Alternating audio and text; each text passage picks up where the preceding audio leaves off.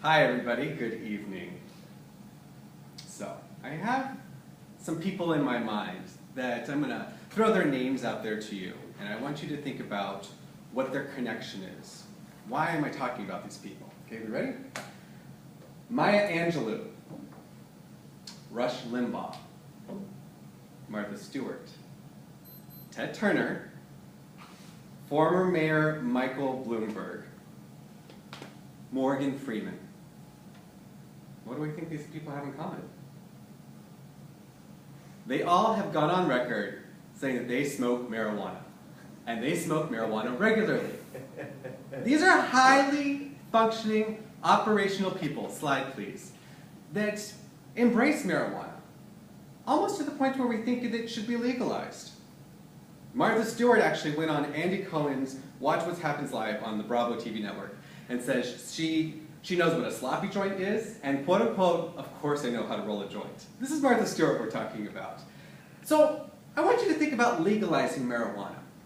And I have some facts that we can talk about that maybe you can change your mind. And if actually statistics prove right, 40% of the people in this room have smoked marijuana and are probably thinking it should be legalized. Slide, please. So I want to talk about annual deaths in the United States. The #1 killer of Americans is tobacco. Okay? And then that's followed by poor diet and exercise, alcohol. We go down to peanuts. 100 people die yearly of peanut-related death issues. Marijuana, 0. 0 people have died from smoking weed. I think we should legalize it. Slide, please. So these are harm caused by drugs that are put out by the FDA and are allowed, the people are allowed to buy. Once again, our top killer of harm caused to people is by alcohol. That is totally legal. We legalize alcohol. Why can't we legalize marijuana? Marijuana has far less effects on people than alcohol does. Now, as we see here, we have crack cocaine, we've got heroin at the top, and we've got some other pieces. Cannabis is in the middle. And it is harmful to people because it can harm your lungs. But that's about the extent of it. Slide, please. Some of the benefits of marijuana. It can be used for medicinal purposes. It can be a natural sleep aid and help you go to sleep. You don't have to take a prescription every night to help you fall asleep. You could smoke a joint. And let me also be clear that marijuana does not have to be smoking. It can be, you can drink it, you can eat it, you can ingest it in a number of other ways. You can actually use it as a tea leaf, put it into hot water, and consume the THC in those methods. So, as with other herbs, which are natural and growing in the world for your use, marijuana can be used as well. It can be encapsulated, like we see here, that other herbs use to help you with that.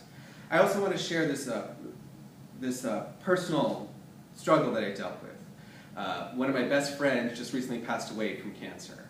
And I remember when he was struggling with all the toxins in his body, he lived in New Jersey, got a medical marijuana license, and was able to consume marijuana.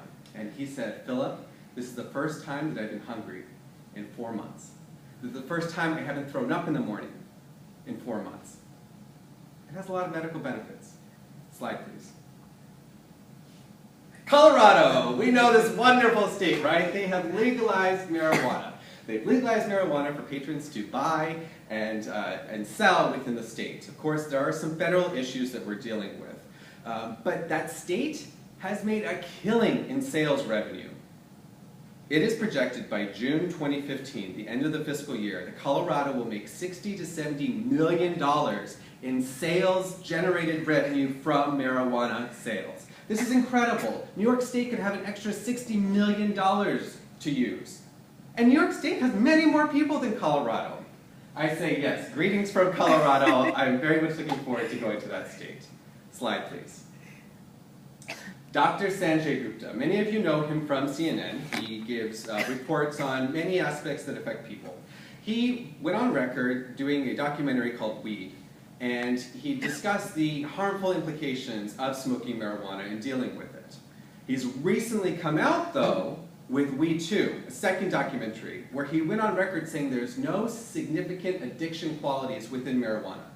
He also went on record saying there's no evidence that marijuana leads to morphine, cocaine, or heroin addictions. There is an old myth that marijuana is a traveling drug that leads you to other, more harmful drugs. It's truly not fact. It's here. And Dr. Sanjay Gupta, one of the most respected physicians in the nation, is saying so. Slide, please. So I want you to consider making marijuana, making cannabis legal in the state of New York. We can generate a lot of revenue, and that revenue can go to so many programs that we need help with. Thank you.